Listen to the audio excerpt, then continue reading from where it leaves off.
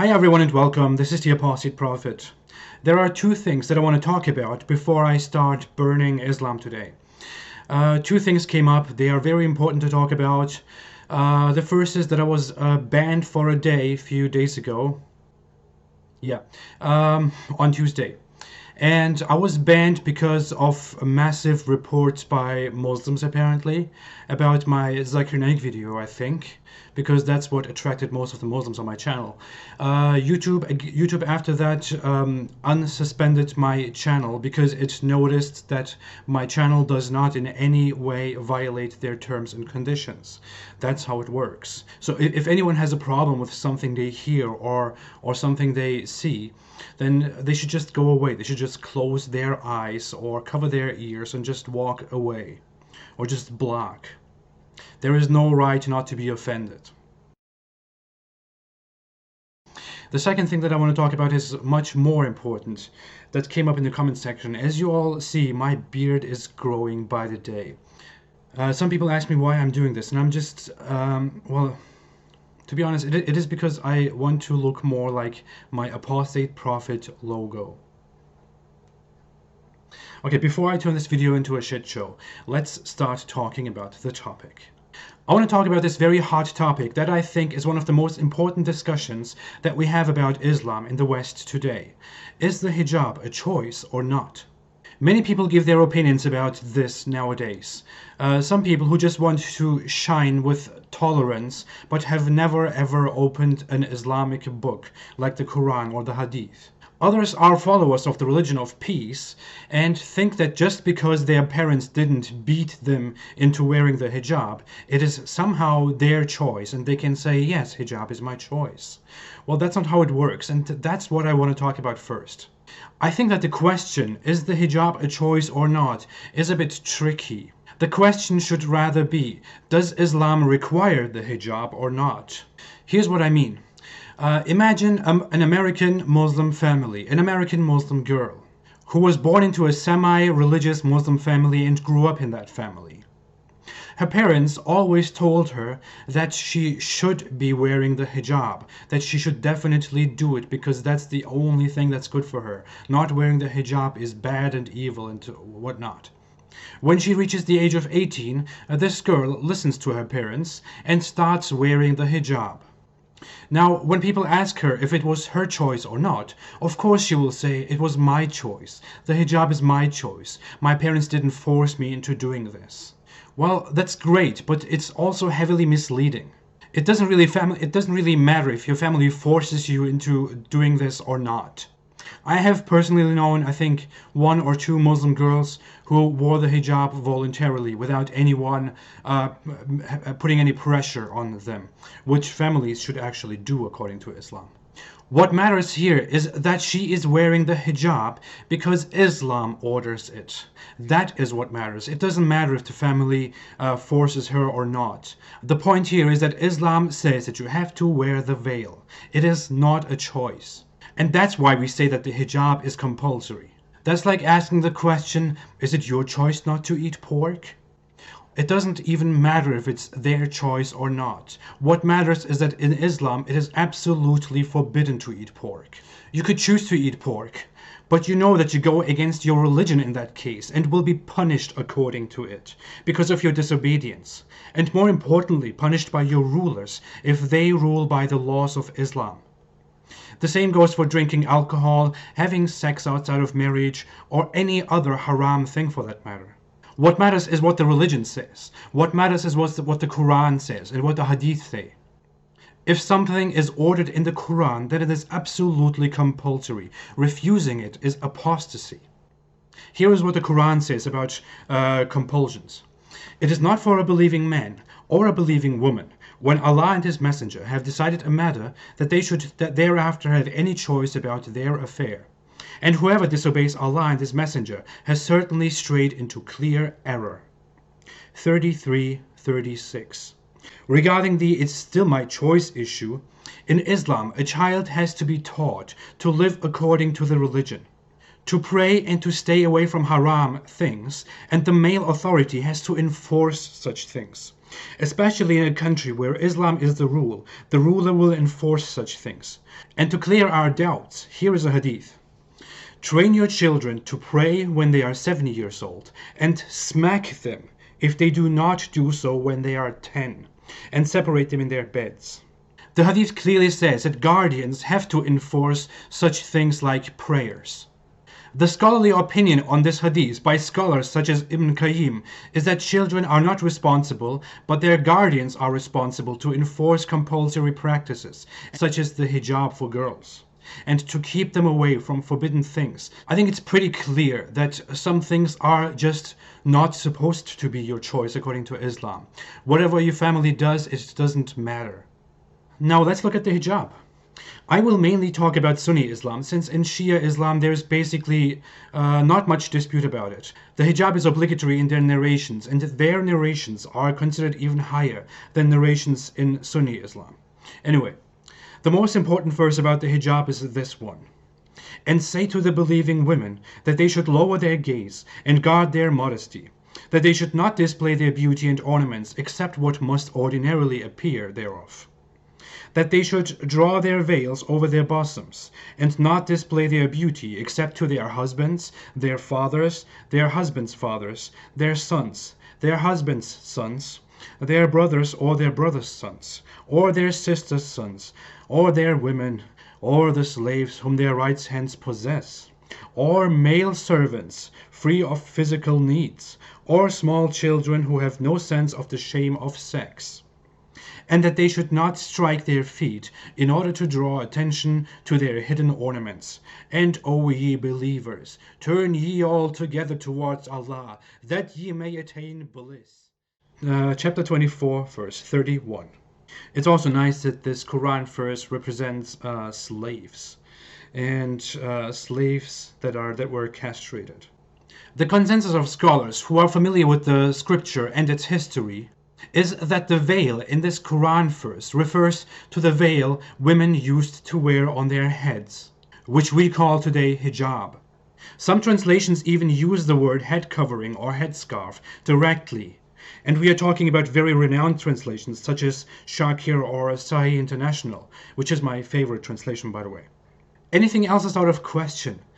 This is an order in the Quran, and as said, any order in the Quran is a requirement. It is compulsory. If a country is ruled by the faith, which we call Sharia, a system based on enforcing the Islamic law, based on the Quran, the Hadith, fatwas, and other integral Islamic sources, it is compulsory that the state enforces the laws of Islam, just the way Muhammad and his caliphs did. The next verse that we have is very feminist.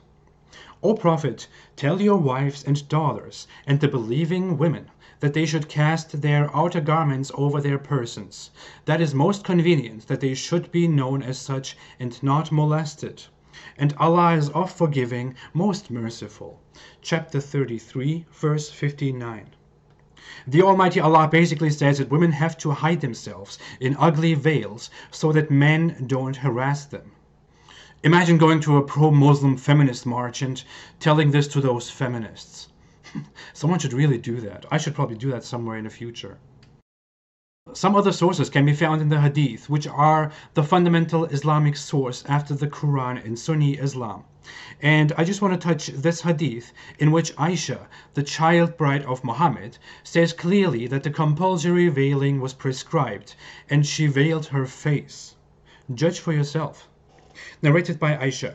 While I was sitting in my resting place, I was overwhelmed by sleep and slept. Safwan bin al-Mu'attal as-Sulami ad-Dakwani was behind the army. When he reached my place in the morning, he saw the figure of a sleeping person, and he recognized me on seeing me as he had seen me before the order of compulsory veiling. So I woke up when he recited Istirja. As soon as he recognized me, I veiled my face with my head cover at once. And by Allah, we did not speak a single word. And I did not hear him saying any word besides his Istirja. He dismounted from his camel and made it kneel down, putting his leg on its front legs, and then I got up and rode on it. The istirja is a very short phrase from the Quran, which Muslims repeat sometimes in times of difficulty and sadness. He probably recited it here because he saw Aisha and was worried because he saw her and had a... So Aisha reports not only that the hijab was compulsory, she also says that she veiled her face so she won't be further recognized. It's very clear.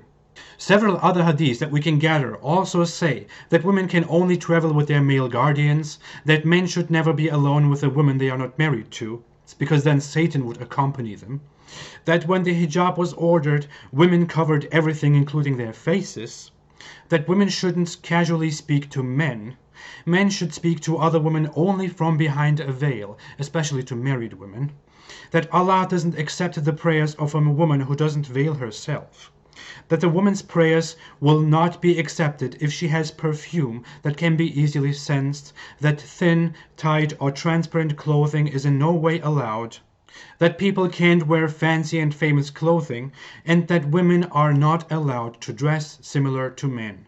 So all the hijab fashion clothing that you say today is completely un-Islamic. Other hadiths also forbid men to touch the hands of other women. All of these are authentic hadith in Sunni Islam. Before finishing this, I want to take you to the weirdest thing about the background of the whole hijab system. Umar, the second caliph, one of the most important people in Islam, and a close friend and advisor of Muhammad, was, if we look at authentic hadith, a very misogynistic person, more so than Muhammad.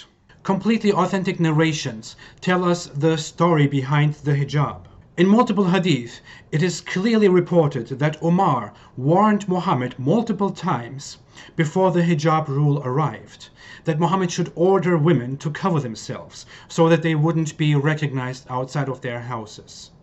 Muhammad ignored this a few times and didn't do anything about it. But when Umar kept bugging him and his wives, Allah suddenly coincidentally revealed the order that women should cover themselves completely, except their eyes and their hands. This also refutes the modern Islamic apologists' claim that the hijab was there before Islam and had little to do with Islam. Such a stupid claim. The hadith says, the wives of the Prophet used to go to Al-Manasi, a vast open place, to answer the call of nature at night. Umar used to say to the Prophet, let your wives be veiled, but Allah's apostle did not do so. One night, Sauda bint Zama, the wife of the Prophet, went out at Isha time, and she was a tall lady. Umar addressed her and said, I have recognized you, O Sauda. He said so, as he desired eagerly that the verses of Al-Hijab, the observing of veils by the Muslim women, may be revealed. So Allah revealed the verses of Al-Hijab, a complete body cover excluding the eyes. So in a very weird incident, we see here that Allah actually took inspiration from Umar, a companion of Muhammad and a human. Very, very weird. Of course, a Muslim would come now and say that Umar was just a person of very high moral, so he assumed that something like that would happen. Sure. Umar had very much influence in what Muhammad and Allah would decide to do next. But I will decide that further in another video dedicated to this topic. I will also discuss in another video the stupid argument that men have to cover up in specific ways as well, just like women. To conclude this topic, the hijab, which refers to veiling yourself, is obviously compulsory and even specified and described in multiple Quran verses and hadith. Looking at all of these, for someone who is familiar with Islamic sources, it shouldn't even be a discussion to have whether the hijab is required or not. It is. Every Muslim woman has to cover up, just the way every Muslim has to stay away from pork, alcohol, gambling, prostitution, adultery, homosexuality, and so on. Everyone knows that everywhere in the Islamic community, in the Islamic world, women who are not covered are not even regarded as people who can talk about Islam, but in the West they do it. Uncovered women are seen in the Islamic world as ignorant, immoral, and rebellious people who cause unrest in society. They are even called whores. And most of them have to cover up once they get married, at least. That's what happens very often in countries like Turkey, for example. The veil has been a part of Islam since Muhammad, and it has come until 2018 as integral part of the religion of peace. It is still one of the most important elements and connections between Islam and women. And it also shows that Islam is a very feminist religion. It is quite impossible that it has nothing to do with Islam. It's very obvious. And that it is not a choice is also very obvious. This is not even a discussion in the Islamic world. It has only become a discussion in the West because of westernized Muslims who always wanted to keep up with modern times but also defend their religion. And also because of their Western allies, because of their Islamophile friends. The hijab is compulsory in this misogynistic religion, and everything else is nonsense. Thank you for watching. If you like this video and if you like my content in general, please leave a like, subscribe, and don't forget to share. If you want to support me with my cause, you can also support me on Patreon. It's very easy to sign up and to support me with any amount that you like. I also want to thank all my supporters so far for their contribution. I appreciate your support so much. For more updates, you can follow me on social media, on Instagram and on Twitter. I will be back with more videos next week. Have a great weekend and stay away from Islam.